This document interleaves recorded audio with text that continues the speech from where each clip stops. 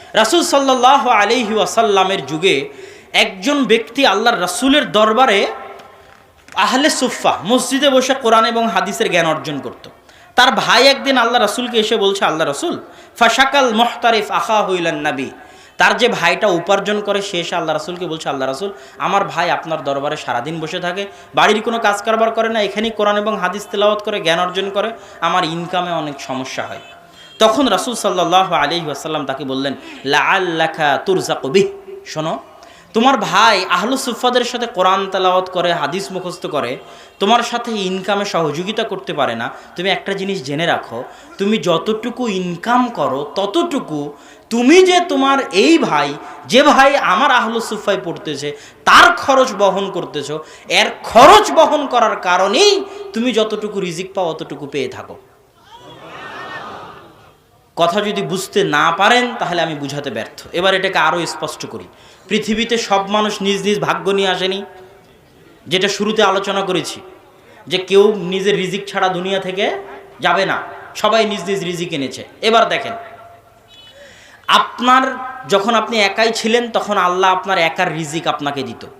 আজকে আপনি বিবাহ করলেন, আপনার স্ত্রী কি তার রিজিক নিয়ে দুনিয়াতে আসেনি? বিবাহ করে আপনি তাকে ঘরে নিয়ে আসলেন, এখন ওর রিজিক আল্লাহ কার মাধ্যমে আপনার কাছে পৌঁছাবে?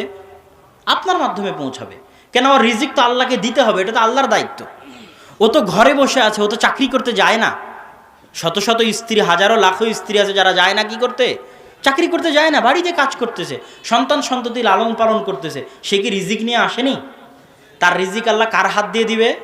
আপনার হাত দিয়ে দিবে। আজকে একটা সন্তান হলো, সে কি রিজিক নিয়ে আসেনি? ওই সন্তানের ভাগ্যে যদি গোস্ত খাওয়া লেখা থাকে তো ওই গোস্ত খাওয়ার টাকা আল্লাহ কার হাত দিয়ে দিবে? আপনার হাত দিয়ে দিবে। ওর ভাগ্যে যদি ভালো পোশাক আশাক লেখা থাকে তো ওই ভালো পোশাক আশাকের টাকা আল্লাহ কার হাত দিয়ে দিবে? আপনার হাত দিয়ে দিবে। তাহলে আগে যখন আপনি একাই ছিলেন তখন আপনার একার রিজিক আপনার কাছে আসতো। স্ত্রী আসলো, স্ত্রীর রিজিক যোগ হলো, স্ত্রীর রিজিক আপনার কাছে আসে। সন্তান যোগ হলো, সন্তানের রিজিক আল্লাহ আপনার কাছে পাঠায়।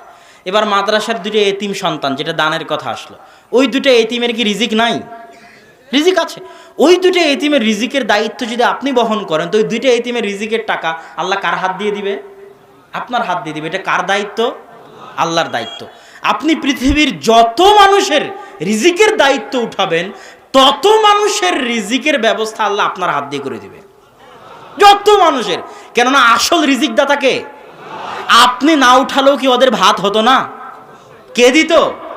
আপনি উঠিয়ে দেখেন, আল্লাহ আপনার মাধ্যম দিয়ে দিবে। এটাই হলো দান করা, বিবাহ করা, সন্তান সন্ততি বেশি হওয়ার ফল। লা তাকতুলু আওলাদাকুম খাশিয়াতা ইমলাক নাহনু নারযুকুকুম ওয়া ইয়াহুম। হে মানুষ, তোরা দারিদ্রতার ভয়ে সন্তান হত্যা করিস না, কেননা এখন পর্যন্ত তুই তোর নিজের রিজিকের মালিক হতে পারিসনি। এখন পর্যন্ত তোর রিজিকের দায়িত্ব আমি আল্লাহ আমার উপরে, তোকে খাওয়ায় আমি, তোর সন্তান হলে তাকেও খাওয়াবো আমি। পৃথিবী চালায় আল্লাহ, কিভাবে চালাতে হবে এটা কে ভালো বোঝেন? আল্লাহ ভালো বোঝেন। অতএব সন্তান কম নেবেন রিজিকের ভয়ে, মানে আপনি আল্লাহকে এখনো চিনেন না। কি করতে পারেননি? চিনতে পারেননি। আপনি যদি মনে করেন সন্তান নিলে খাওয়াবো কি পড়াবো কি, মানে আপনি কাকে অপমান করছেন জানেন? আল্লাহর দয়াকে, আল্লাহর রহমতকে, আল্লাহর রিজিক দিতে পারার ক্ষমতাকে, আল্লাহর এই ওয়াদাকে। ওয়ামা মিন দাব্বাতিন ফিল আরদি ইল্লা আলাল্লাহি রিজকুহা। জমিনে এমন কোনো পশু প্রাণী, মানুষ, জিন জন্তু বসবাস করে না যাদের রিজিকের দায়িত্ব কে পালন করে না? আল্লাহ। আপনি যখনই টাকার ভয়ে সন্তান কম নেবেন তখনই আপনি আল্লাহর এই ওয়াদার সাথে ঠাট্টা করছেন।